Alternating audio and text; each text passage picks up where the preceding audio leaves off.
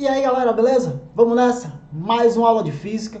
Hoje a gente vai falar sobre calor e mudanças de estado físico da matéria. Vamos lá? Então olha só, calor. Quando a gente fala em calor, é comum vir logo aquela ideia, né? Situação em que a gente está suando, quando a gente fala que está fazendo muito calor, que está com muito calor, o tempo está muito quente, ok? Porém, tem um detalhe importante. Essa situação, quando a gente usa essa palavra calor, fisicamente falando, ela está errada. Por quê? Porque a gente não possui calor.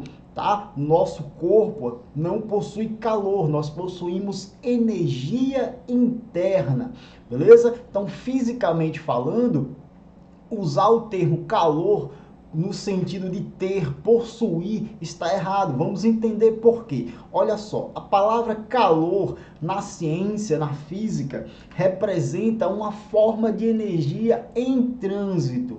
Ou seja, só existe calor quando uma energia está se transferindo de um corpo para o outro, tá? Uma forma de energia está se transferindo para o corpo, de um corpo para o outro. E nesse caso, essa energia é a energia interna ou térmica que todo o corpo possui, beleza? Então, calor é uma forma de energia em trânsito. E que tipo de energia seria essa? Seria energia térmica ou interna, que todo o corpo ele vai possuir. Lembra que as partículas do nosso corpo, elas estão em movimento, tá? Esse movimento das partículas gera o que a gente chama de energia térmica ou interna. Quando essa energia está se transferindo de um corpo para o outro, ela é chamada de calor, beleza? Então, dentro da ciência, fisicamente falando, é errado a gente dizer que possui calor, ok? Nós possuímos energia interna. Essa energia interna em trânsito é chamada de calor, ok? Como é que acontece isso? A energia, ela vai se transferir, a energia térmica, tá, ou interna, ela vai se transferir de um corpo para o outro sempre que houver diferença de temperatura entre esses corpos. Então, se eu tenho um corpo quente, que está com a temperatura elevada, e um corpo frio, que está com temperatura baixa, se esses corpos estão próximos um do outro, vai ocorrer uma transferência de energia, um fluxo de energia, sempre do corpo com maior temperatura para o corpo com menor temperatura. Isso acontece de forma espontânea, de forma natural, tá certo? Então, essa energia se transferindo de um corpo para o outro é o que nós chamamos de calor, ok? E esse fluxo de energia, esse calor sendo transferido de um corpo para o outro, ele continua até que os dois corpos atinjam a mesma temperatura, ou seja, até que eles cheguem ao equilíbrio térmico, ok? Então, o equilíbrio térmico é quando dois ou mais corpos estão em uma mesma temperatura, beleza? Então, detalhe, só relembrando, tá? Quando a gente fala em calor, estamos falando de energia em trânsito. Que tipo de energia? A energia térmica ou interna que os corpos possuem. Quando essa energia está se transferindo de um corpo para o outro, ela é chamada de calor. E isso ocorre de maneira espontânea quando dois ou mais corpos possuem temperaturas diferentes. Beleza? Continuando. Galerinha, calor específico. Olha só, vamos entender o significado dessa palavra calor específico, e aí o interessante é que a gente vai explicar um fenômeno natural que ocorre na praia. Por exemplo, quando a gente vai à praia durante o dia, ali por volta das 9, 10 horas, a areia da praia, ela tá muito quente. Costumamos dizer que está queimando o pé, tá certo? Mas quando a gente entra na água, a água está fria.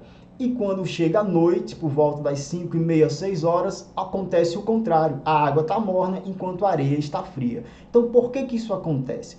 Vamos entender esse fenômeno estudando o calor específico.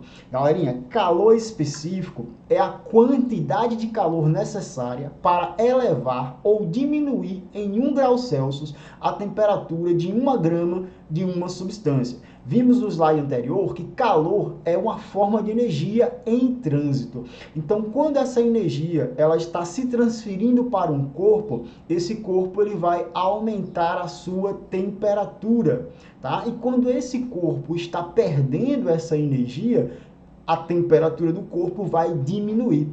Um calor específico seria a quantidade de energia, a quantidade de calor que um corpo precisa receber para que a sua temperatura aumente, ou a quantidade de energia que esse corpo precisa ceder para que a sua temperatura diminua, beleza? Isso aumentar 1 grau Celsius de 1 grama da substância. Então, quando a gente fala da areia e da água, né, o fenômeno da areia está quente e a água está fria durante o dia, e quando chega a noite a areia está fria enquanto a água ainda está morna, acontece devido à diferença no calor específico da areia e da água. Cada substância tem o seu calor específico. Vamos observar aqui a tabela. Temos as substâncias e o valor do calor específico. Por exemplo, para a água tem um calor específico de 1 cal por grama grau Celsius.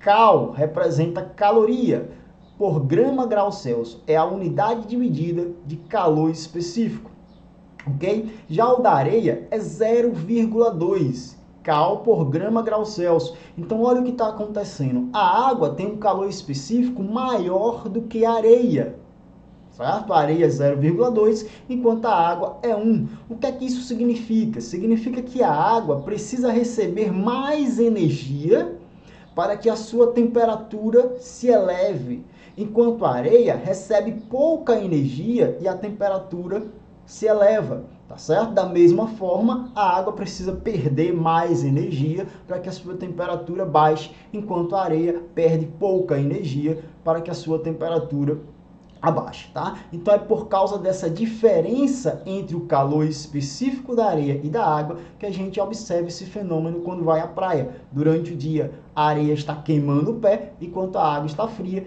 e quando chega a noite é o inverso. A água está morna enquanto a areia já está fria, tá? O que foi que aconteceu com a água? Como a água precisa receber muita energia para que a sua temperatura se eleve, então a água ela passa o dia todo aquecendo, enquanto a areia precisa receber pouca energia. Por que a areia precisa receber pouca energia? Porque o calor específico da areia é pequeno, tá? Então a areia precisa receber pouca energia para que a temperatura se eleve. Então nas primeiras horas do dia, a areia está recebendo energia do sol, a mesma quantidade que a água está recebendo, só que aí, como o calor específico da areia é pequeno, logo a areia eleva a sua temperatura, fica muito quente a areia, tá? Enquanto a água não, ela passa o dia todo aumentando a sua temperatura aos poucos.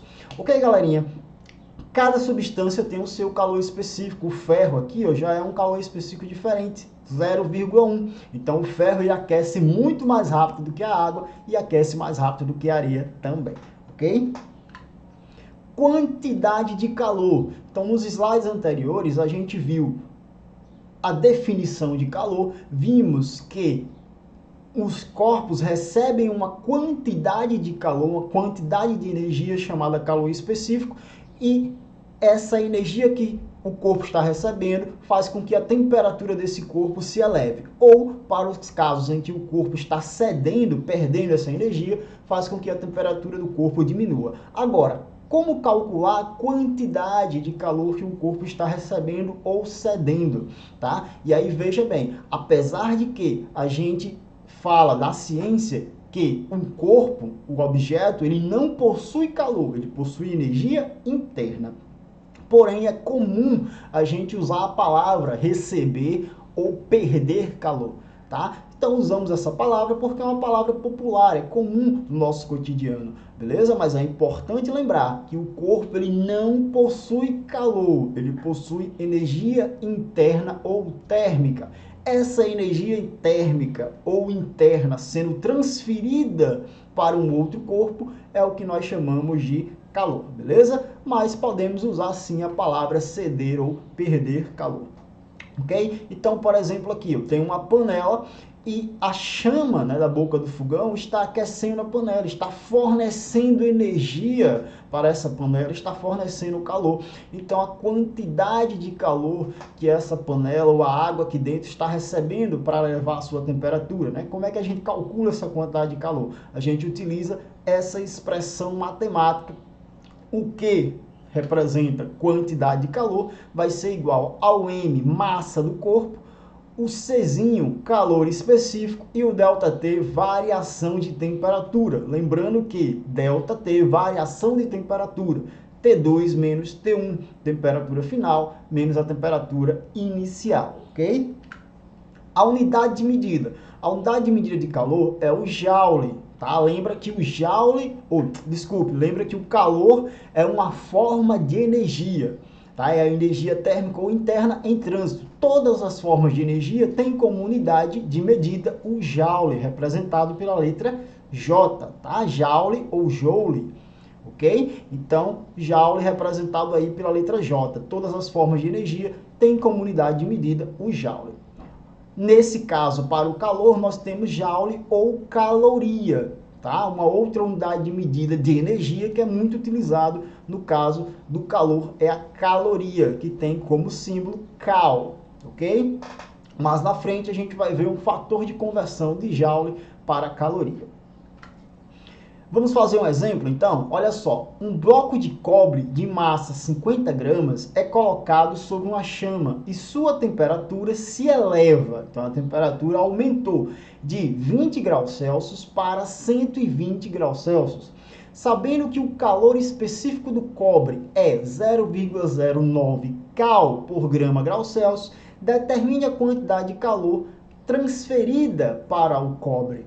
Ok? Então temos aqui o bloco de cobre. Esse bloco de cobre foi colocado em contato com uma chama, ele recebeu energia, recebeu calor e a sua temperatura se elevou. Então vamos calcular a quantidade de energia, quantidade de calor que o cobre recebeu. A massa, a questão deu 50 gramas, foi dada a temperatura inicial, né, o T1, 20 graus Celsius, foi dado o T2, 120 graus Celsius, foi dado o calor específico, 0,09 cal por grama grau Celsius, calor específico do cobre, está pedindo para a gente a quantidade de calor, beleza? Para fazer esse cálculo, vamos usar a fórmula que vimos aí no slide anterior, Q igual a MC ΔT, ok? Só que tem um detalhe, nós temos quase todas as informações da expressão matemática, não temos o ΔT, então é preciso calcular o ΔT.